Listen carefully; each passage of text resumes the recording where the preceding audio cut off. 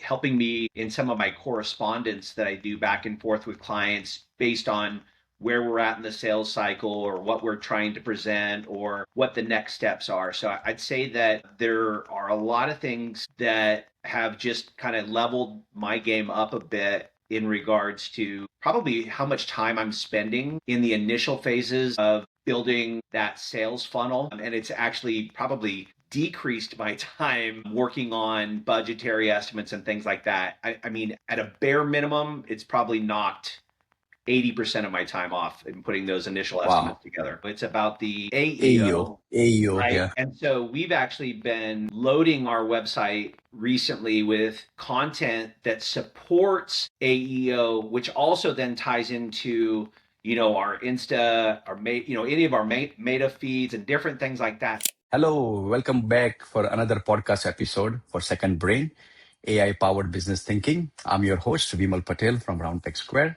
And today we have our guest in house, Jason Bliss from California. And he's the owner of Benchmark CA. That's a design and building company over here in California. Hello, Jason. Thank you very much for joining. Hey, How are you? how are you? Okay, I'm wonderful. Thank you very much for asking. So here we go. We will start getting to the questions. The very first question I have for you is, and I always ask all these wonderful leaders and people in this building and construction industry, saying that how are you using technology in terms of doing so many nice and crazy things in your business? Yeah, so I would say I'm either much like other builders or maybe I'm behind, but I think realistically, while I knew that people were using AI a lot in our business, I probably didn't really use much of the technology, honestly, until about a year ago when one of the softwares that we used had shown that they were allowing for some AI generation of creating verbiage and different things like that in our estimates. And so I tried doing that, and I saw that it was a little bit clunky, but it was working out, and saving me some time and not having to type out as much as I used to. And so I thought, well, if they're doing this and they're not really an AI company, I wonder what Chat or Claude or some of these could do as far as helping me to generate budgetary estimates, takeoffs from my building plans, and things like that. So over the past year, I've been slowly implementing and developing my prompts for different chatbots to help me put together budgetary estimates, writing out proposal verbiage, helping me in some of my correspondence that I do back and forth with clients based on where we're at in the sales cycle or what we're trying to present or what the next steps are. So I'd say that there are a lot of things that have just kind of leveled my game up a bit in regards to probably how much time I'm spending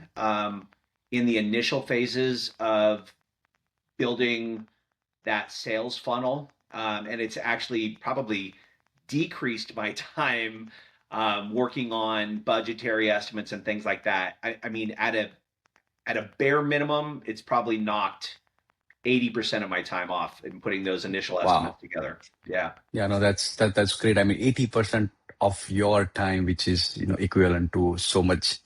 I mean, I would consider so much money because, your time, that 80% time puts on maybe sales and marketing or a growth or doing something else in the business can be more beneficial. So very nicely said in terms of over the period of year where things are really trending right now with the use of these small chat models and stuff like that, and then you are very smartly using them in a way to do your daily task or pre-task before the clients. Any sales and marketing, Jason, where smartly using AI to do a sales and marketing, like to get client, get customers, get more leads, any of those kind of department of your business using tech? Um, I think fortunately and unfortunately for our business, we are largely word of mouth now. I would say, 90% of our business is coming from referrals, and different things like that. So I'm sure that there's got to be better ways that we can use it, but it's not anything that we've tapped into yet. We do have a video guy that I've been working with. You know, he does a lot of content media, and we've started working with him a little bit. And I know he's going to start trying to help us, develop.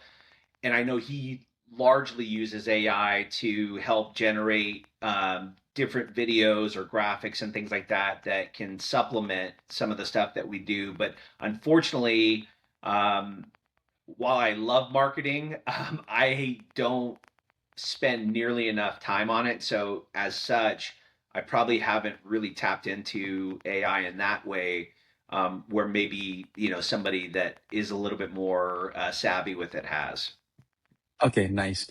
So that tells me actually saying that there is a lot of space and opportunity for the businesses like yours who kind of, haven't tapped into the market and use the AI and tech for the sales and marketing, which so many things can be scalable, or so many things can be like, grow together very quick and very fast. So that's a good point to know. The next following thing would be, I see you have a wonderful website. A lot of things are visible, and the way you say that your business is more word of mouth, that it's just kind of what piece of art or piece of construction you create. That's what people see and people like, and then they tell another person, and then the whole hierarchy or whole tree kind of grow from there. The question is. So having the website or having a mobile app or having any kind of a piece of technology for consumer side, how it's helping. Before, long time ago, maybe like 10 years ago, there were not used to be nice websites like that. There used to be, people showing the pictures to another people saying that, okay, this is my piece of work or custom home I have built for XYZ person. Or maybe like, they used to, I remember they used to show the plans instead of showing the actual work, or they used to kind of, have the visits to that, take them to the sites and show them, okay, hey, this is what the work I have done. So from that time, maybe a couple of decades ago, or maybe 1 decade ago, to right now, to show the portfolio very smartly, having a nice picture, having a sense of, end user, a customer saying that, okay, hey, this is beautiful way to present. How those things you like as a business owner with those websites? Uh, I think the the content on the website, while I'm very driven by the look and the feel and different things like that. Um, I know that we have to present a a space that matches the level of work at which we do, and so I think we really do focus on that. What I've come to find surprisingly recently is it's not as much about the pictures and the video and things like that, but it's the content at which when our clients or potential clients are coming and finding us, yes, they want to see the pretty pictures and different things like that, but they want to see really rich content, meaning what information can I gather from benchmark that maybe is not represented by my competitor. But just recently, what I've found also is that even the company that we work with that does all of our marketing and branding, they're now retooling our website for more AI friendly information. I forget what they call it. It's no longer about the SEO, it's about the AEO, AEO, AEO, right? yeah. And so we've actually been loading our website recently with content that supports AEO, which also then ties into our Insta, our any of our Meta feeds and different things like that, so that they're getting a consistency across the board that is increasing the likelihood. Because from my understanding now, most people are not looking through the traditional Google or Yahoo or anything like that. They're actually using more of the AEO features, and so that's where we've just recently. I mean, we're really just kind of on that verge of switching that strategy, but since doing so, it's actually helped to increase our Insta Visits. feeds and different things like that. So it's I think having a nice website is huge for the people that are visually stimulated, but for the people that are literally just trying to find who they want to work with, that AEO part of our website is really helping us out. Wow. Okay. So first of all, as a tech company or as a tech creator, let me tell you one thing that what you just mentioned, SEO versus AEO, Google search versus LLM search are real, right? And then you are on the game or you are ahead of the game to do that so nicely, which is very good and very awesome, going to be very beneficial for your business. So like the way you said, traditional Google search, people are kind of get doesn't get more data point. It just might get your business name and the website name and working hours and phone numbers, etc., etc. But versus if I need to know about who you are, what you do, how's your reviews, and all those things. So now these LLMs just takes the data from so many data points. If somebody has put the review on somewhere else, it will also can be, kind of like caught by those AEOs and those LLMs versus Google will only show what is there on the Google's platform, which is still okay, but the way you are explaining it and then the way you are using it, it's just very very nice, very beautiful. That's good. That will allow me to ask one more question for to you, saying that you are using tech, you are using marketing, you are doing AEO, and then over SEO and stuff like that. Now, one thing, if I may ask, saying that what is that one process or one scenario into this market or into this industry of yours you would die to kind of get automated or get resolved by the use of tech or AI, right? I mean, it's something which you think that it is important, it is necessary, but at the same time, we wish that it can be just done very quickly with the technology. What would be that? Yeah. So one of the biggest challenges in our business is,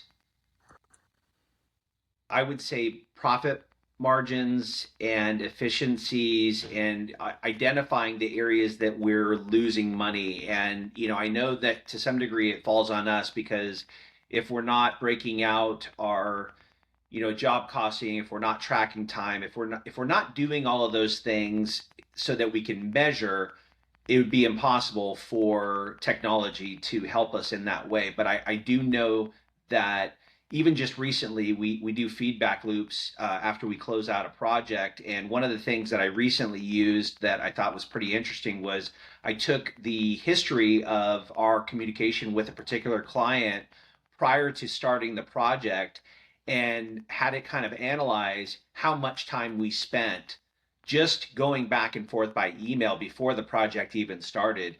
And it identified a major gap of, where we're losing money.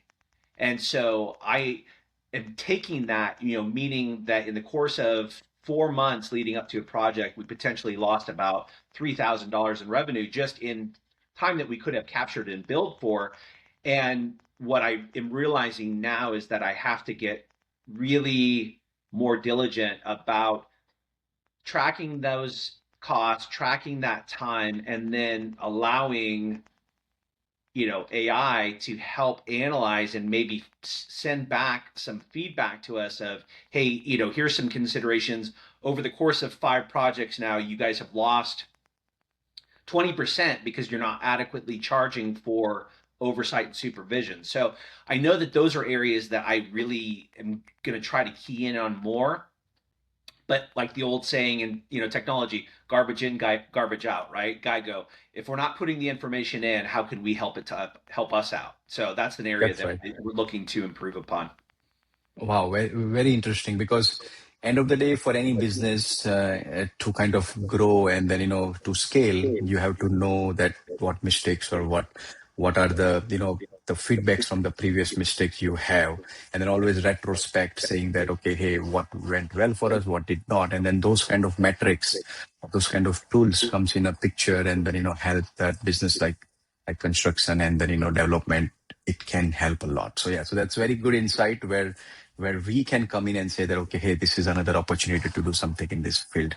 Uh, that asks me another follow-up question. I mean, this industry of yours always labor intense, right? Always there is a people. I mean, you need people to do certain things. I mean, those people cannot be replaced by the tech or AI. I mean, this is doesn't matter how much you talk about, it never going to happen. I mean, you need somebody with the hammer and nail to kind of do things. I mean, that's a fact. Now, question is that with that scenario or with those things keep in mind, how the transition over those employees, I mean, they understand saying that the tech is there to help them, or they always like, come back to you as a leader saying that, okay, hey, you know what, we don't like certain things by done by the tech. We just, still want the certain things in the old school. I mean, you must have some kind of a friction. I won't say friction, but the communication or those kind of conversation with your employees. So how that transition goes with the people. For the most part, it's been pretty good. Where we've seen challenges is in some of like the mobile apps that we've attempted to use in the past, and where like in our business, on any given project, we will have anywhere between 15 all the way up to 50 different trades or labor hours to account for, even going back to my project manager, my design manager, where along the way there's different things that we have to be able to track time for. And what's been challenging for us and the guys in the field is that constantly having to work, stop, get the phone out, do this, track, switch over to this new task, different things like that. And so, I that's one area that we found friction is the timekeeping and trying to figure out, okay, when do I do this? How often do I do it? And a guy in the field could find himself toggling between three or four different trades, and so that can be frustrating to the guys. I will say also that another area, and who knows, maybe this is something that might be able to develop in the future. But I know some of like the meta glasses or different things like that, if they're kind of working in real time with technology, could they identify that there's a different task or something like that that maybe is being performed differently? Who knows? That would be a huge opportunity. That, let's just say, if a guy had to be wearing protective eyewear, and there was also an AI function that was able to recognize that when I stopped doing, let's just say, electrical work, and now I'm focused on plumbing work, could it automatically task my time? And at the end of the day, okay, so you spent, 5 hours doing electrical, and you spent 2 hours doing plumbing, and you spent an hour doing paperwork, whatever. I don't know. I don't know if that's an opportunity, but it just kind of hit me as Yeah. we were talking about that, because I don't think the physical aspect of having to toggle and switch your time clock is ever going to change, but maybe AI might be able to recognize what you're doing different and automatically do that for you.